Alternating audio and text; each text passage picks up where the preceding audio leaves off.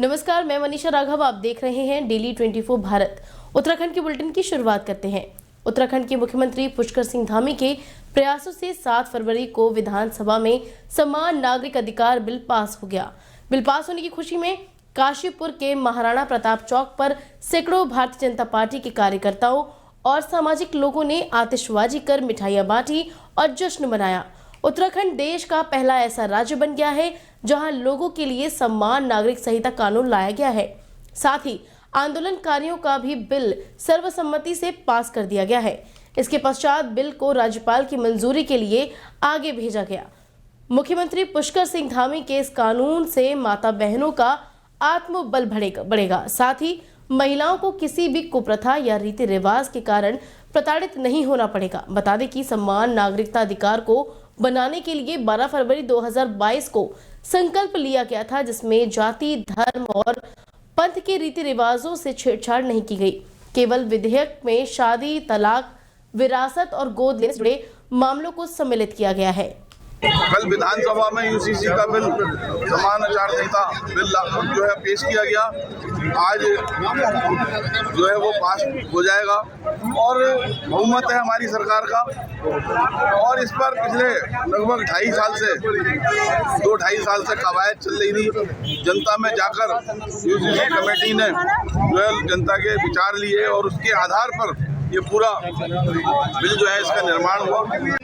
गर्व का विषय है ये कि हमारा उत्तराखंड देश का पहला ऐसा प्रदेश बनने जा रहा है जहाँ ये समान नागरिकता कानून पास होने वाला है।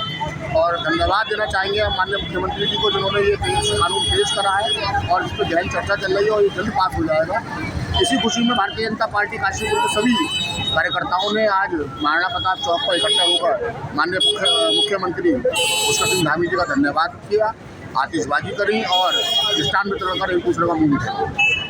आज उत्तराखंड जो ये समान आचार संहिता का जो पहला राज्य बना, ये एक ऐतिहासिक फैसला है जो आज धामी जी ने कल 6 फरवरी 2024 को धामी जी ने सदन के पटल पर लाकर इसकी बहस शुरू हुई और इस पर एक अच्छा रिजल्ट जो हम लोग के सामने आना है और हर उन पहलुओं पर विचार किया गया कि जो वास्तव में स्त्री और पुरुष इस तरह कोई भेदभाव न रहे।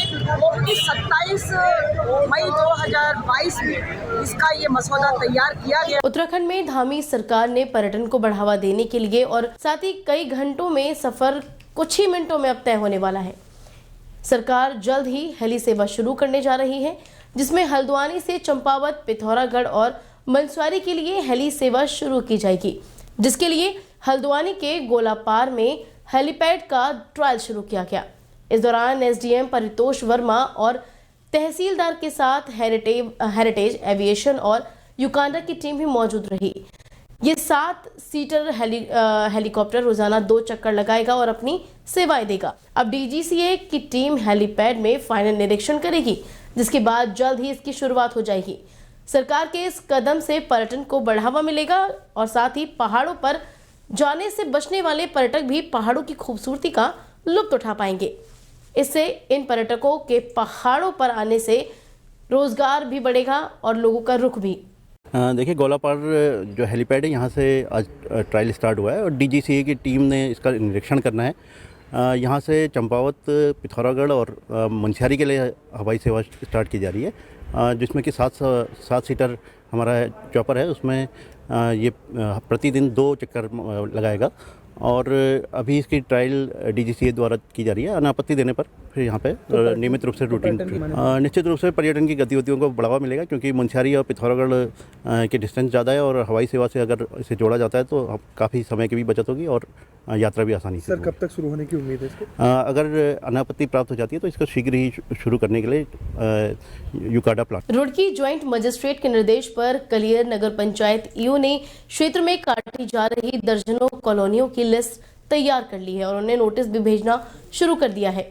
इस मामले पर नगर पंचायत ईओ ने बताया कि क्षेत्र में कॉलोनियां नियम विरुद्ध काटी जा रही हैं। इस बीच लगभग 40 कॉलोनाइजरों को नोटिस जारी कर दिया गया है।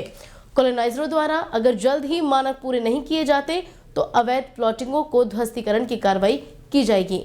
जो निर्देश दिए गए थे ये अवैध कालीन के संबंध में इनका हमने कुछ का चिन्हीकरण किया, जिसमें से हमने 40 व्यक्तियों को नोटिस दिए गए हैं और शेष की चिन्हीकरण की कार्रवाई जो कर रहे हैं उसके उपरांत जो उन्हें भी नोटिस दिए जाएंगे। अच्छा, जिसको नोटिस दिया गया इन पर मतलब किस तरह की कार्रवाई की जाएगी आपके द्वारा? अब ये नक्शा सबमिट लेआउट सबमिट करेंगे, अगर वो मानक पूरे करेंगे तो उसे पास करेंगे, नहीं तो जो ध्वस्त करने की कार्रवाई करी जाए। रुड़की में आयकर विभाग की टीम ने बड़ी कार्रवाई की है। इस बीच पुलिस की अलग अलग टीमों ने कई दुकानों में छापेमार कार्रवाई को अंजाम दिया और दस्तावेज भी खंगाले। आयकर विभाग की टीम संयुक्त टीम की कार्रवाई से रुड़की के पिरान कलियर इलाके में हड़कंप मच गया। बता दें कि लंबे समय से आयकर विभाग को जीएसटी चोरी की सूचना मिल रही थी, जिसके चलते छापेमार कार्रवाई को अंजाम दिया गया। 57वीं वाहिनी सशस्त्र सीमा बल के कमांडेंट मनोहर लाल के दिशा निर्देश पर उप कमांडेंट अनुराग की अध्यक्षता में मेलाघाट गांव में नागरिक कल्याण कार्यक्रम आयोजित किया गया, जिसमें स्थानीय युवाओं को खेल कूद का सम्मान भी दिया गया। समय समय पर सशस्त्र सीमा पर 57वीं वाहिनी सीमावर्ती इलाकों में रहने वाले आम नागरिकों के लिए उत्थान के लिए अनेकों कल्याणकारी कार्यक्रम करती रहती है। कार्यक्रम के दौरान मेलाघाट, सिसेया, वन महुलिया, बगुलिया और बलुआ खेरा ने युवाओं को खेलकूद में भाग लेने को कहा। उन्होंने आयोजन में हिस्सा लिया, जिसमें क्रिकेट, वॉलीबॉल और बैडमिंटन में विजेताओं को सम्मानित किया गया।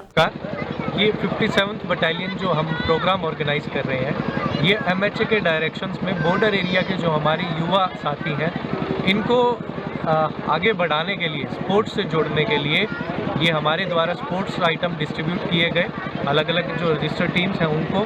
और इसका पर्पस ये था कि जितना युवा साथी हमारे स्पोर्ट्स से जुड़ेंगे तो वो ओवरऑल डेवलपमेंट जो बच्चे की है उसके अंदर वो योगदान होता है। और इसके ज़रिए SSB भी, हम भी अपने जो बॉर्डर एरिया के अंदर डेवलपमेंट है, ताकि लास्ट आदमी तक भारत सरकार पहुंच सके। उसके पास भारत सरकार की जो स्कीम्स हैं, जिस तरह यहाँ भी हमने बेटी बचाओ बेटी पढ़ाओ या नशा मुक्ति अभियान के बारे में भी जो बताया है, या पोस्टर्स लगे हैं, ताकि सभी स्कीम्स के बारे में लोगों को पता लगे और वो उसका ज़्यादा से ज़्यादा फायदा उठा सकें। बॉलीवुड फिल्म लबड की लाल कुआं कोतवाली में शूटिंग की गई।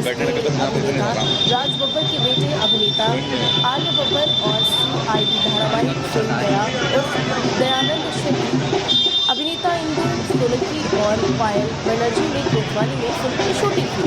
लाल कुआं कोतवाली की जैसे ही बॉलीवुड के सितारे पहुंचे,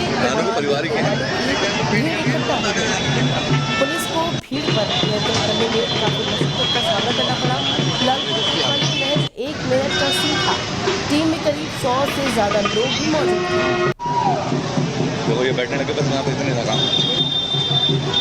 उसकी अनुभूति होती है। आप जब देवभूमि में उतरते हैं, यहाँ पे मेरे अंदर से ये पूरा भूमि एक गाड़ियों के लिए नहीं बना है।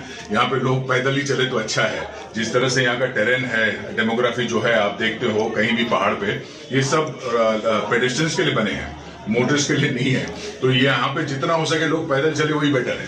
यह फिल्म सबसे इम्पोर्टेंट मेरे अंदर से जितने मोटरिस्ट है, सबको ट्रैफिक का कानून पालन करना बहुत जरूरी है। चाहे गाड़ियों में सीट बेल्ट हो, या बाइकर्स के लिए हेलमेट हो, या फोन पे बात करना हो। जब आप गाड़ी चला रहे हो, प्लीज ध्यान रखना, कितना भी आदमी एक्सपर्ट हो, फोन पे बात करते करते आप डिस्ट्रैक्ट होते हो, कहीं ना तो कहीं आपका ध्यान भटक जाता है। और एक्सीडेंट का सबसे बहुत बड़ा कारण यही है, फोन पे बात करना। सितारगंज में मालपुरी के पास अमरिया की ओर से आ रहे एक बाइक सवार युवक को तेज रफ्तार डंपर ने टक्कर मार दी। बाइक पर 2 लोग सवार थे।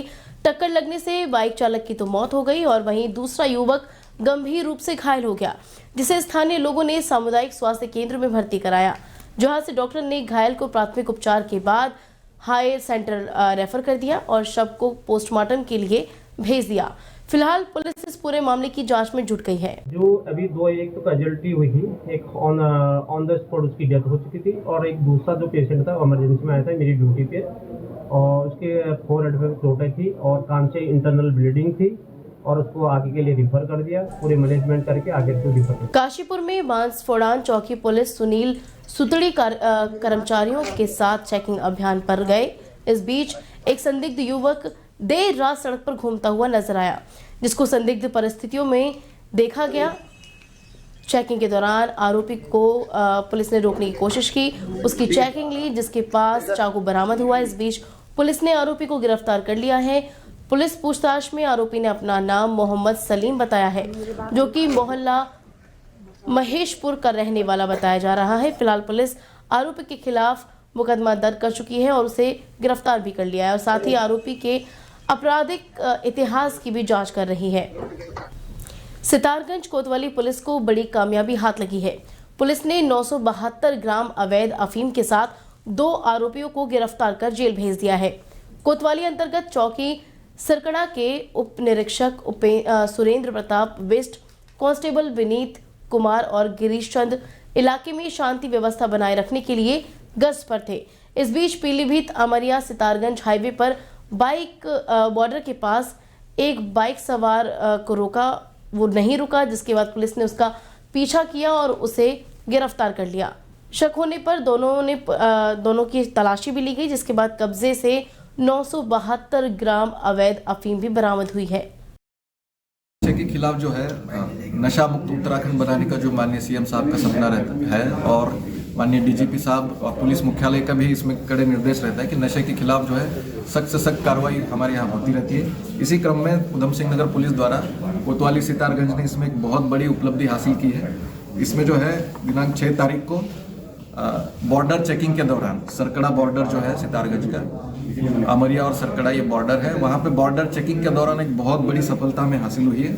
इसमें 2 अभियुक्त वारिस और सोएब, इनके पास से हमने 972 ग्राम अफीम बरामद की है और इसमें घटना में प्रयुक्त स्प्लेंडर बाइक भी जो है वो बरामद की है। तो इस पूरी टीम में जो है गिरफ्तारी टीम में सुरेंद्र सिंह बिष्ट चौकी प्रभारी सरकड़ा, इसके साथ विनीत कुमार और गिरीश चंद्र, ये दोनों कांस्टेबल्स कोतवाली सितारगंज से हैं। ये पूरी कार्रवाई के लिए मैं टीम को बहुत बहुत बधाई देता हूँ। वरिष्ठ पुलिस अधीक्षक ने उधम सिंह नगर जिले में अवैध शराब का निर्माण और बिक्री करने वालों के खिलाफ अभियान चलाया है। इस बीच पुलिस टीम ने प्रभावी कार्रवाई करते हुए लगभग 10,000 लीटर लहन और शराब बनाने के उपकरणों को नष्ट किया है।